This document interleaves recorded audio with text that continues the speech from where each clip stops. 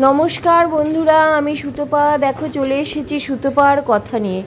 সুতপার কথাতে আজকে নিয়ে এসেছি এই গরমের জন্য একটা হেলদি রেসিপি। একদম মশলা নেই, কোনো মশলা নেই, আর তেল সামান্য তেলে আমি এই রান্নাটা করেছি। এটার জন্য দেখো আমি নিয়ে নিয়েছি কি কি সবজি। বেশ খানিকটা পরিমাণে লাউ আর নিয়েছি বেগুন। এই দেখো লাউগুলো কেমন করে কেটেছি, দেখো বড় বড় মোটা মোটা করে নিয়েছি। বেগুন, কাঁচা লঙ্কা আর গাজর, আর নিয়েছি এই যে আলু আর এই বড়ি কিছুটা, আর দিয়েছি একটু মটরশুঁটি। তবে মটরশুঁটিটা পরে আনছি, আগে বড়িগুলোকে ভেঙে নেই আমি। মানে এই বড়িগুলো কিন্তু সেই কলাইয়ের ডালের যে বড়ি আমরা শীতকালে দিয়ে স্টোর করি, এগুলো কিন্তু সেই বড়ি। এটা বাড়িতেই দেওয়া। দেখো কত সুন্দর ফুসফুসে হয়েছে।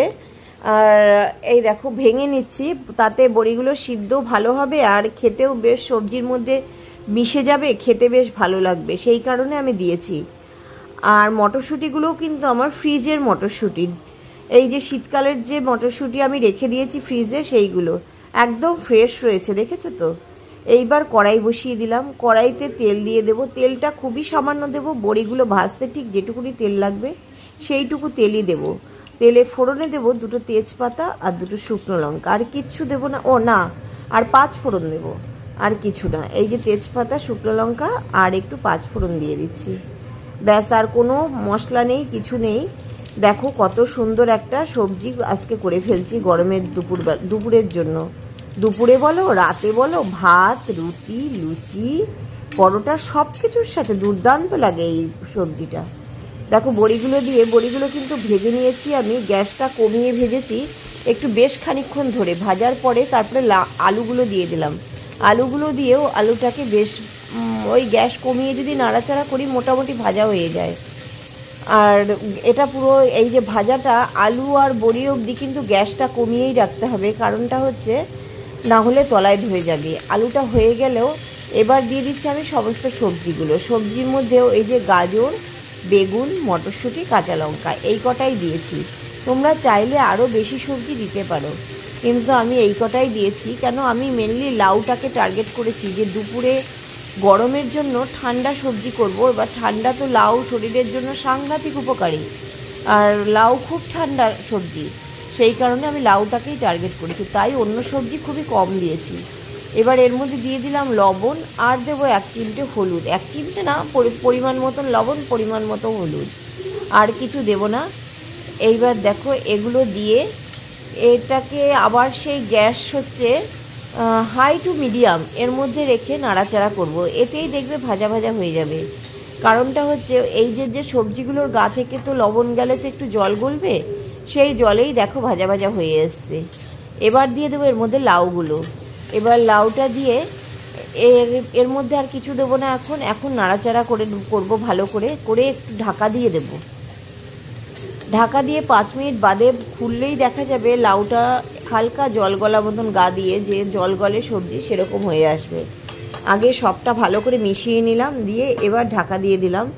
ঢাকা দিয়ে মিনিট ওই 3 মতন রেখেছি, তারপরে খুলেছি।